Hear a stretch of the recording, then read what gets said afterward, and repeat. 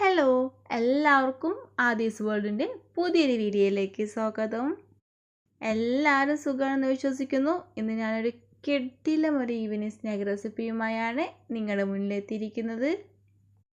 വളരെ സിമ്പിളായി നൊട്ടിയിടെ തയ്യാറാക്കാൻ പറ്റുന്ന ഹെൽത്തിയായൊരു ഈവനിങ് സ്നാക്ക് റെസിപ്പിയാണ്. എന്നിട്ട് നമ്മുടെ സ്പെഷ്യൽ ഈവനിങ് സ്നാക്ക് നമ്മൾ ചക്ക വെച്ചാണ് തയ്യാറാക്കുന്നത്. കുട്ടികൾക്കായാലും മുതിർന്നവർക്കായാലും ഒരുപോലെ ഇഷ്ടപ്പെടുന്ന ഈവനിങ് സ്നാക്ക് കൂടെയാണ്. എന്നാൽ നമുക്ക് എങ്ങനെയാണ് നമ്മുടെ ഈവനിങ് സ്നാക്ക് തയ്യാറാക്കുന്നത് നോക്കിയാലോ. അതിനു മുന്നേ വീഡിയോ നിങ്ങൾ ആദ്യമായിട്ടാണ് കാണുന്നതെങ്കിൽ ചാനൽ സബ്സ്ക്രൈബ് ചെയ്ത് സപ്പോർട്ട് ചെയ്യൂ. കൂട്ടത്തിൽ ആ ബെല്ലൈക്കൺ കൂടെ പ്രസ് ചെയ്തേക്കണേ. ബെല്ലൈക്കണിൽ ഓൾ എന്ന ഓപ്ഷൻ സെലക്ട് ചെയ്താൽ ഞാൻ പുതുതായി അപ്ലോഡ് ചെയ്യുന്ന വീഡിയോസിൻ്റെ നോട്ടിഫിക്കേഷൻ നിങ്ങൾക്ക് ലഭിക്കുന്നതാണ്. എന്നാൽ നമുക്ക് പെട്ടെന്ന് തന്നെ നമ്മുടെ കിടിലമായ ഈ സ്നാക്ക് എങ്ങനെ തയ്യാറാക്കുന്നത് നോക്കാം.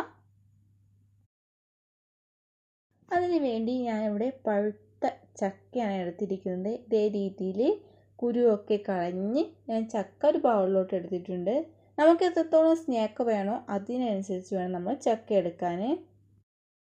നമ്മൾ ചക്കയൊക്കെ എടുക്കുന്ന സമയത്ത് നല്ലതുപോലെ പഴുത്ത ചക്ക എടുക്കാൻ പ്രത്യേകം ശ്രദ്ധിക്കണം. അതിനുശേഷം ഒരു മിക്സിയെ ജാറിലോട്ട് നമുക്കിത് ചേർത്ത് കൊടുക്കാവുന്നതാണ്. ഇതേ രീതിയിൽ നമ്മൾ ചക്ക കൊണ്ടൊക്കെ സ്നാക്ക് തയ്യാറാക്കുമ്പോൾ ചക്ക ഒരു മുന്നിൽ നിൽക്കുന്ന രീതിയിൽ വേണം നമ്മൾ സ്നാക്ക് തയ്യാറാക്കാൻ. അതിന് വേണ്ടി നമ്മൾ ചക്കയാണ് എടുക്കുന്നതെങ്കിൽ അത്യാവശ്യം നല്ലതുപോലെ തന്നെ നമ്മൾ ചക്ക എടുക്കണം. ഇതിലോട്ട് ഒരു ബൗളോളം തേങ്ങ ചിരകിയതും കൂടി ഞാൻ ചേർത്ത് കൊടുക്കുന്നുണ്ട്. ഇനി നമുക്കിത് നല്ലതുപോലെ ഒന്ന് അടിച്ചെടുക്കാവുന്നതാണ്. നമ്മുടെ ഈ ചക്കയൊക്കെ നല്ലതുപോലെ അടിച്ചെടുക്കുന്ന സമയത്ത് നമ്മൾ ഇച്ചിരി പോലും വെള്ളം ചേർത്ത് കൊടുക്കേണ്ട ആവശ്യമില്ല കേട്ടോ. വെള്ളം ചേർത്ത് കൊടുക്കാതെ നല്ലതുപോലെ നമുക്ക് അടിച്ചെടുക്കാം. ഈ അടിച്ചെടുക്കുന്ന സമയത്ത് ഇതിലോട്ട് നമ്മൾ ആവശ്യത്തിന് പഞ്ചസാരയും കൂടെ ചേർത്ത് കൊടുക്കണം. നമുക്ക് എത്രത്തോളം പഞ്ചസാര വേണോ അതിനനുസരിച്ച് നമ്മളിലോട്ട് ചേർത്ത് കൊടുക്കുക. എന്നിട്ട് നല്ലതുപോലെ അടിച്ചെടുത്ത് ഒരു ബൗളിലോട്ട് ചേർത്ത് കൊടുക്കുക. നമ്മൾ ചക്ക വെച്ച് ഒത്തിരി തരത്തിലുള്ള വിഭവങ്ങളൊക്കെ കണ്ടിട്ടുണ്ടായിരിക്കും. ഇപ്പോൾ ചക്കയുടെ സീസണൊക്കെ ആണല്ലോ.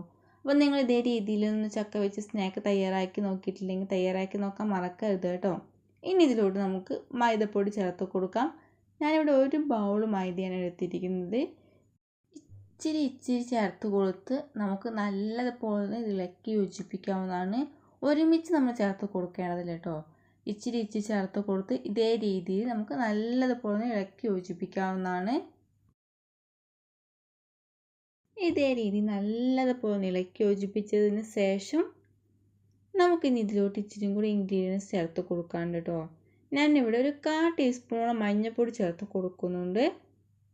ഒരു 1/4 ടീസ്പൂണോളം ഏലക്കാപ്പൊടിയും കൂടി ചേർത്ത് കൊടുക്കുക. ഏലക്കാപ്പൊടിയൊക്കെ ചേർത്ത് കൊടുക്കുമ്പോൾ നമ്മുടെ സ്നാക്കിന് പ്രത്യേക ഒരു ടേസ്റ്റാണ് കേട്ടോ. സ്കിപ്പ് ചെയ്യാതെ തന്നെ ചേർത്ത് കൊടുക്കുക.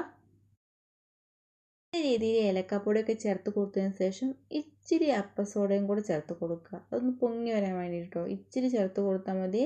ഒരു 1/4 ടീസ്പൂൺ ചേർത്ത് കൊടുത്താൽ മതി.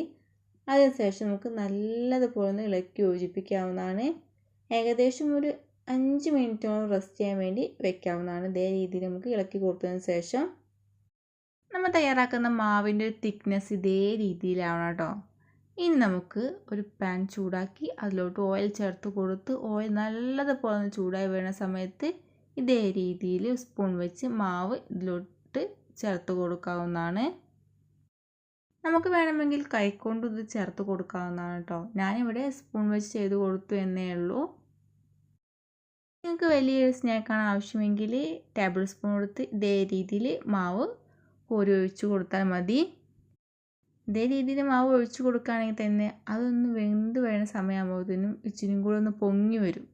അത്യാവശ്യം ഞാനൊരു മീഡിയം സൈസുള്ളൊരു സ്നാക്കാണ് ഇവിടെ തയ്യാറാക്കുന്നത്. അപ്പോൾ നമ്മുടെ സ്നാക്കിൻ്റെ ഒരു വശം ഏകദേശം ഒന്ന് വെന്ത് വന്നിട്ടുണ്ട്. നിറമൊക്കെ ഒന്ന് മാറി വന്നിട്ടുണ്ട്. ഞാനിവിടെ നിന്ന് മറിച്ചിട്ട് കൊടുക്കുന്നുണ്ട്.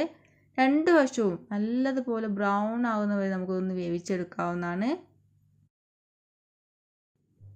ഇപ്പോൾ ഏകദേശം നമ്മുടെ സ്നാക്ക് ഒന്ന് നല്ലതുപോലെ ഒന്ന് വെന്ത് തുടങ്ങിയിട്ടുണ്ട്. നമ്മളിത് ഹൈ ഫ്ലെയിമിൽ തന്നെ വേവിച്ചെടുക്കണം കേട്ടോ. അല്ലെങ്കിൽ എണ്ണ കുടിക്കാനുള്ള ചാൻസ് ഉണ്ട്. അതുകൊണ്ട് തന്നെ നമ്മൾ ഹൈ ഫ്ലെയിമിലിട്ട് പെട്ടെന്ന് നമ്മളത് വേവിച്ച് കോരി മാറ്റി വയ്ക്കേണ്ടതാണ്. അപ്പോൾ നമ്മുടെ സ്നാക്ക് നല്ലതുപോലെ ഒന്ന് വെന്ത് വന്നിട്ടുണ്ട്. ഞാനിവിടെ കോരി മാറ്റുന്നുണ്ട്. ബാക്കിയുള്ള മാവും ഇതേ രീതിയിൽ നമുക്ക് ചേർത്ത് കൊടുത്ത് നല്ലതുപോലെ ഒന്ന് വേവിച്ചെടുക്കാവുന്നതാണ്. നിങ്ങൾ ആരും ഇതേ രീതിയിൽ ചക്ക വെച്ച് സ്നാക്ക് തയ്യാറാക്കി നോക്കിയിട്ടില്ലെങ്കിൽ തയ്യാറാക്കി നോക്കാൻ മറക്കരുത്. വളരെ ടേസ്റ്റിയാണ്. നമുക്ക് നൊടിയിടെ തയ്യാറാക്കാൻ പറ്റുന്ന സ്നാക്ക് കൂടിയാണ് കേട്ടോ. ചായ തിളയ്ക്കുന്ന ടൈം കൊണ്ട് നമുക്കിവിടെ സ്നാക്ക് റെഡിയാക്കി എടുക്കാൻ പറ്റും. ഞാനിവിടെ ബാക്കിയുള്ള മാവ് വെച്ചും സ്നാക്ക് തയ്യാറാക്കിയിട്ടുണ്ട്. നമ്മൾ ആദ്യം എങ്ങനെയാണോ അത് വേവിച്ചെടുത്തത് അതേ രീതിയിൽ 2 വശവും ബ്രൗൺ കളറാവുന്നവരെ വേവിച്ചെടുക്കുന്നുണ്ട്. അങ്ങനെ നമ്മൾ ടേസ്റ്റിയായ സ്നാക്ക് ഇവിടെ റെഡി ആയിട്ടുണ്ട്. ഈ ഒരു ചക്കയുടെ ഈ സീസണിൽ എല്ലാവരും ഇതേ രീതിയിലൊരു ചക്ക വെച്ച് സ്നാക്ക് തയ്യാറാക്കി നോക്കൂ കേട്ടോ.